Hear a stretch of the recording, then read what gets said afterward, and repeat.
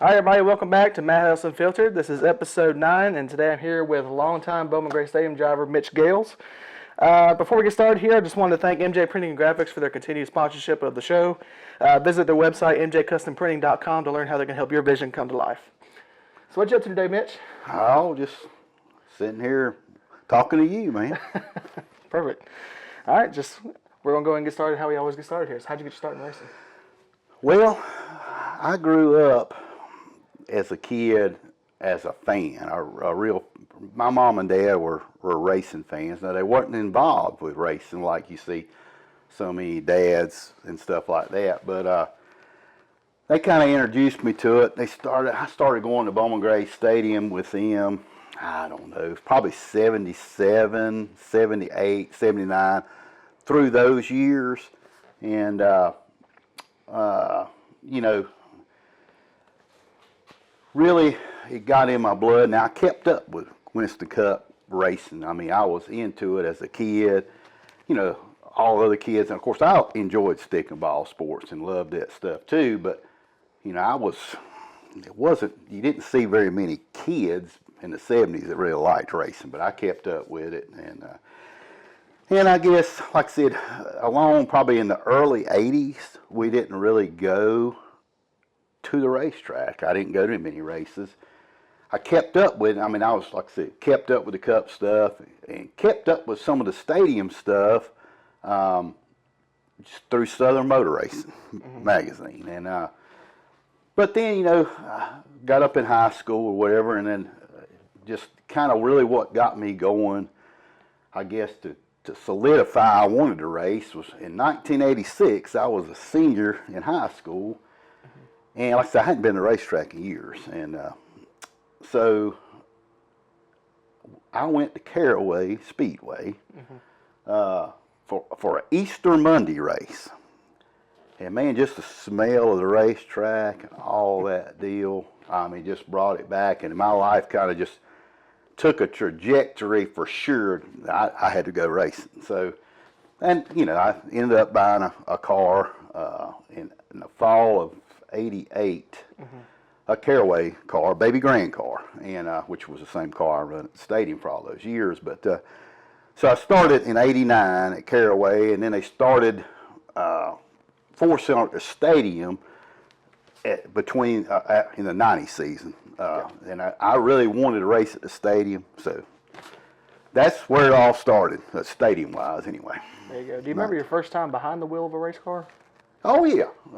It was 1989 at Caraway. It's March, and yeah, I remember it really well. I thought it went really well. It's kind of what I was expecting.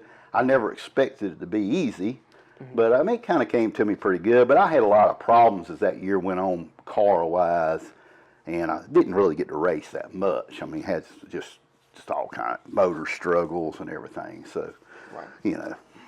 So you said you raced your 1989 season at Caraway, then you started racing in 1990 at Bowman Gray. What made you come to Bowman Gray?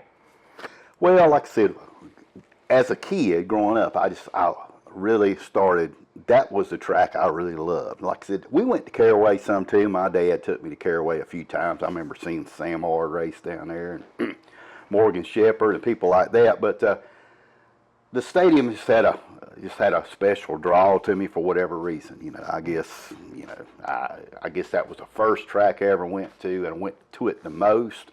So, you know, I guess that's the reason. Right. And when I had Mike Robertson on a few weeks ago here, he said that y'all were kind of the first class of the Buzzbomber series, what's today known as the Stadium Stock Series. That's correct. That's right. Yep. So what? And that's the car that you had at Caraway that was eligible to run in that Buzzbomber series. Is that right? That's correct. Yes. Cool. It was a Dodge Colt. You know, and it's, you know, where they're all Mustangs now. When we started racing, there was all kind of different cars. There hardly wasn't any Mustangs. The Fords were Pintos. That's you know, and you had Toyotas and Dodge Colts and all kind of stuff. You know, Monzas and Vegas. So yeah. And the bugs that Charlie Curry just sure. Can't forget the bug. That's right. So, what would you say is the biggest difference in today's racing versus when you first started? Wow. I mean, technology. I mean, at every level. I mean, just at the four-cylinder level, all of the everything. It's just, and of course, is more of a money game now too.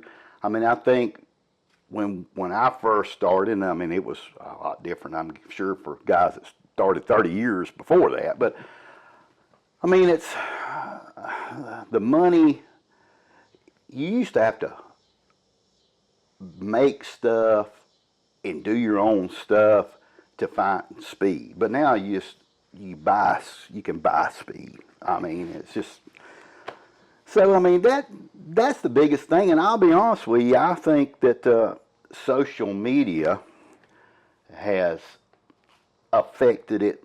I'm not saying in a negative way. At times it's negative, but obviously it's positive too. I mean, we wouldn't be sitting here right now if we didn't have social media. But I mean, those are, you know, the technology, the money, and somewhat the social media. Right. So you said you grew up watching Bowman Gray, and you were kind of one of the few kids that kind of kept along with the series, right?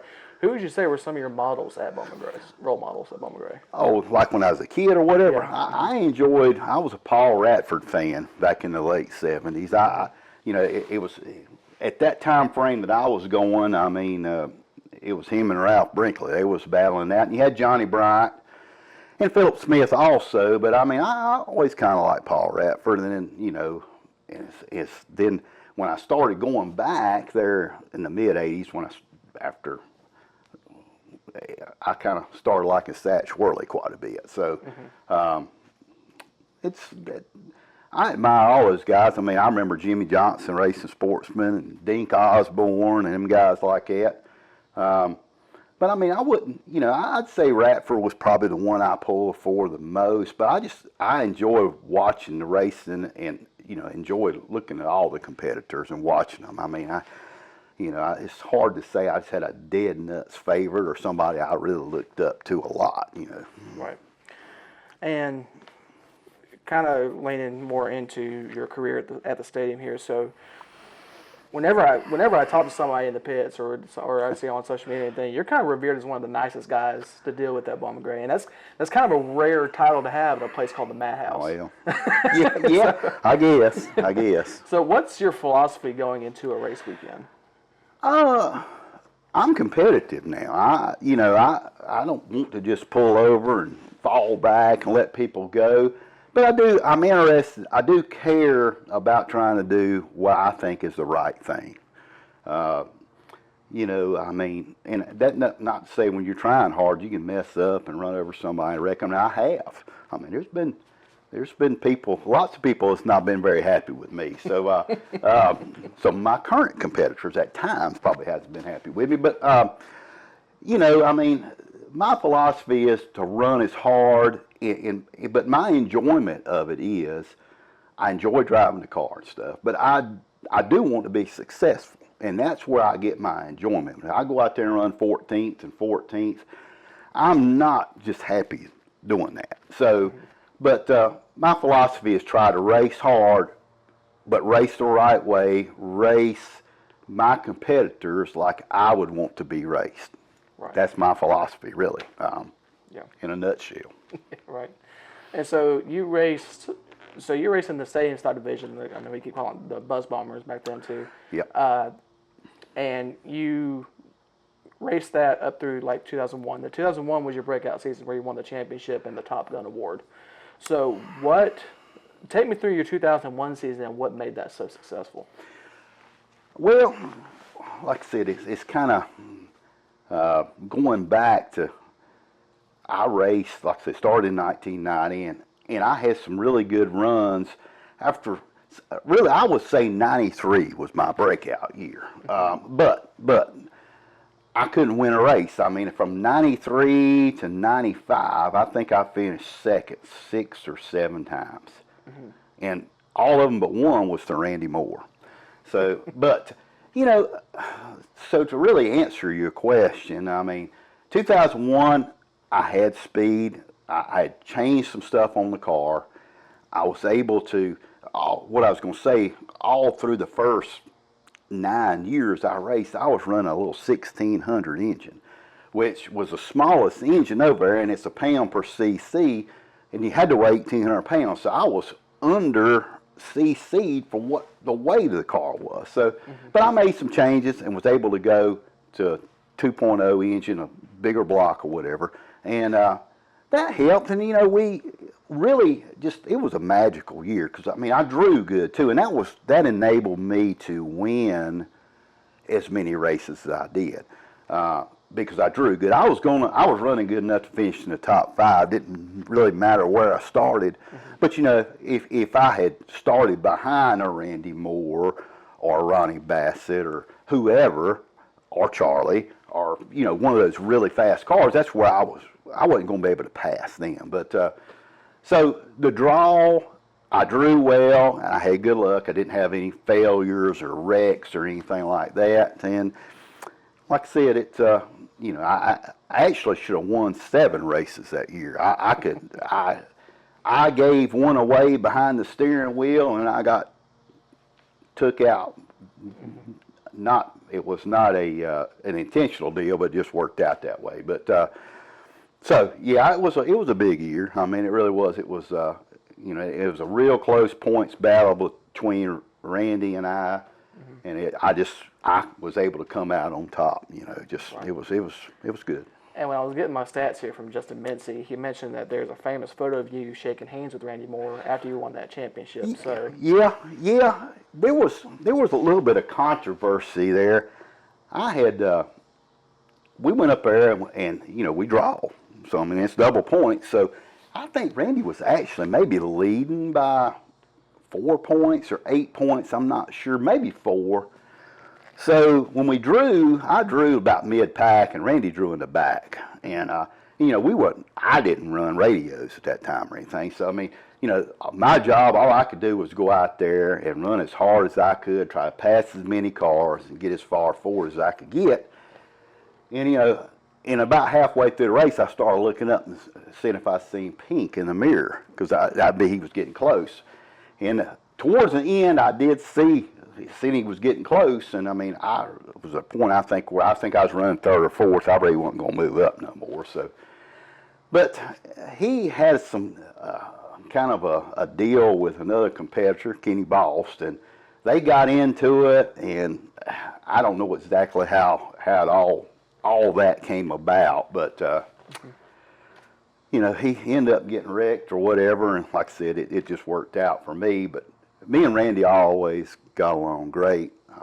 I respected him very much, and he was a tough competitor. I mean, I raced against a lot of tough competitors. Right. Have, you know, in all racing that I've done over there. Right, and that was kind of leading into my next question is, well, what was it like competing against the likes of Randy, and also like people like Charlie Curry, Jimmy Absher, and all them like that? Yeah. Now, I never competed against Jimmy. I think he started after I moved up to Sportsman, but yeah, I mean, Randy was really tough. I mean, his car was, you know, he drove one-handed. I mean, he was a heck of a competitor. I mean, but a really good dude. I mean, you know, Johnny Burke was an incredible race car driver. Just probably as good of a race car driver as I've ever raced against. But yeah, and I mean, Charlie and Kenny, all those guys were just, I mean, they were stout competition. But we all raced one another really well. I mean, it was, you know, you might have a little spat here or there, but the racing was different. The people, we looked at it, I think, differently. I can speak for myself that I really enjoyed those times, you know. Mm-hmm. So yeah, it was but it was competitive, but it was a friendly competitiveness. I mean, it really was. Right.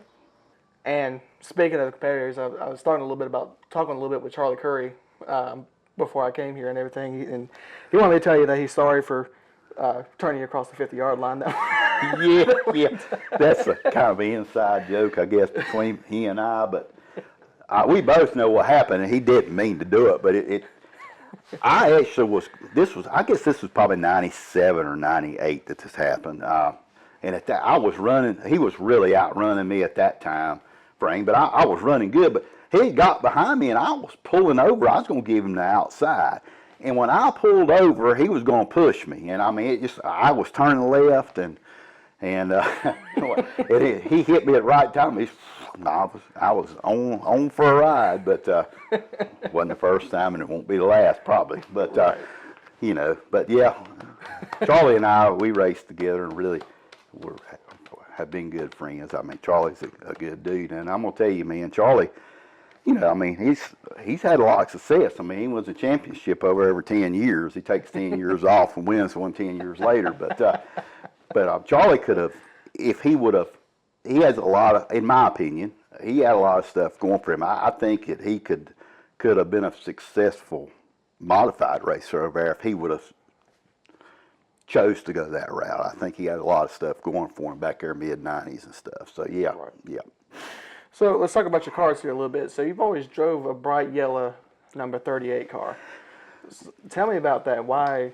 Well, I mean, the number wasn't, when I was a kid, I had a Hot Wheels car that was number 38. That's where I got my number from. Now, and it was yellow, but when I didn't start, 94 was the first year I run a yellow car. Mm-hmm. And I mean, most of the time through the years, it's been yellow ever since. But this particular car that I'm racing now, we've just haven't painted it. We put a little yellow wrap here or there on it. Right. But I like the yellow cars. I mean, I don't know. You do something for so long, it kind of gets to be your trademark, I guess. So, I mean, I would like to go yellow again, completely yellow, but we'll see. We'll see how that works out. Right. And you've also always built your own motors. Is that right? That's correct. So what makes you do that?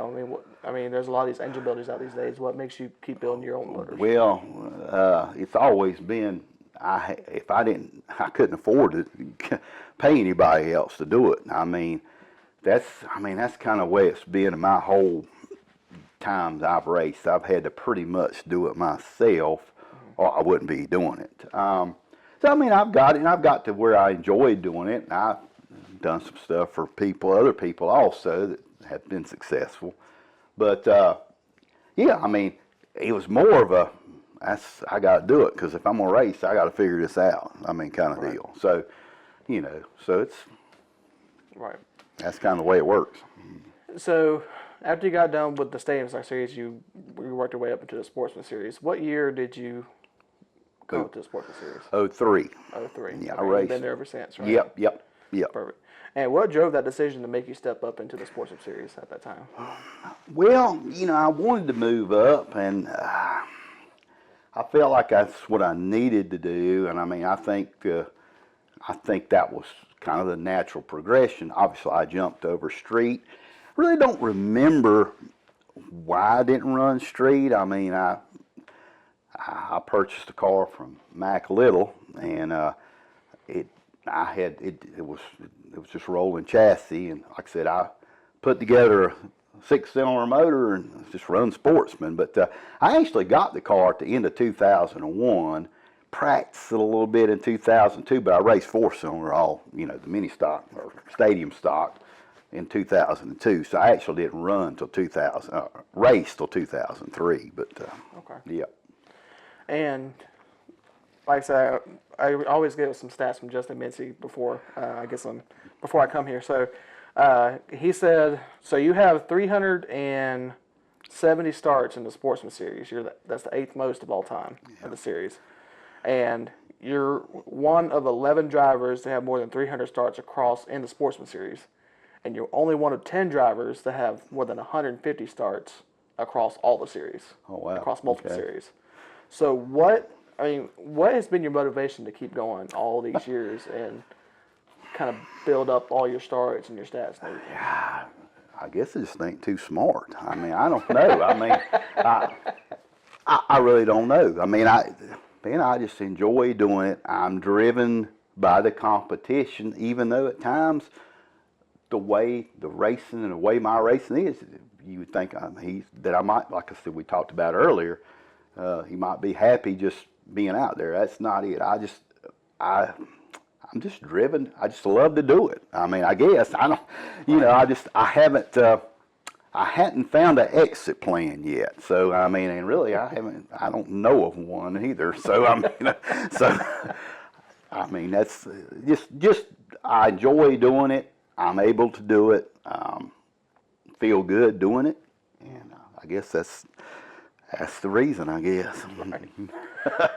And so coming into this year, you've been beating on the door of the top 5 for a couple of races now.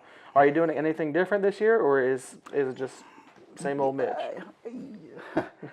Well, I'm trying my best to quit being so stubborn on these setups and stuff, and trying to listen to these younger guys that know what it's taking to compete over there or in racing in general. And I feel like, I'm really working hard trying to go all in on the new wave stuff. I mean, and that's because that's where the speed's at. I mean, you can put a set up from 2000 and it'll go around in circles, man. But I mean, trying to compete at what I'm trying to compete against, that's what they're doing, the newfound stuff, and there's speed in it. Now, to me, it's kind of hard to find a consistency with it, but I mean, I've got to stick with it, and that's what I plan on doing. I mean, I'm not going to be stubborn and go back to old school if I can help it. Right. And speaking more kind of about this year, what are your thoughts about the future of Bowman Gray Stadium after this NASCAR acquisition that we had this year? Are you optimistic, or are you more skeptical about the future? I mean, I would say I'm skeptical. I'm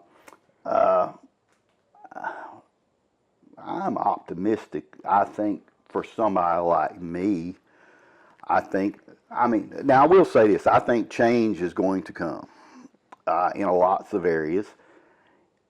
And not necessarily, I don't think, for me, I'm not, like I said, I'm not saying all the drama and all that's going to go away, because I don't know how all this is going to play out. I mean, I'm just guessing. But, I want to race over there. I could care less about the drama and wrecking. I don't want nobody, kind of to add to what answer I gave before on my philosophy of racing. A good night of racing for me is I ran good, was competitive, but also that I left there not mad at anybody, and I left there with nobody mad at me. So, but anyway, so to answer the question, I think some things are going to change, but and I don't know how it's going to play out. But I mean, I'm kind of looking forward to some things possibly changing. Mm-hmm. But I mean, personally, for the racer over there, I think some things are going to definitely change, and I think there's probably going to be some positives, and there's probably going to be some negatives.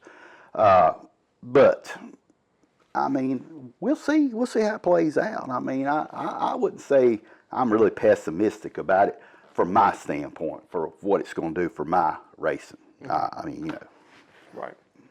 And so, kind of starting to wrap up here. So, with your experience of racing, your years of experience racing at the stadium, what's probably one strong piece of advice you would give to an up and coming driver at the stadium?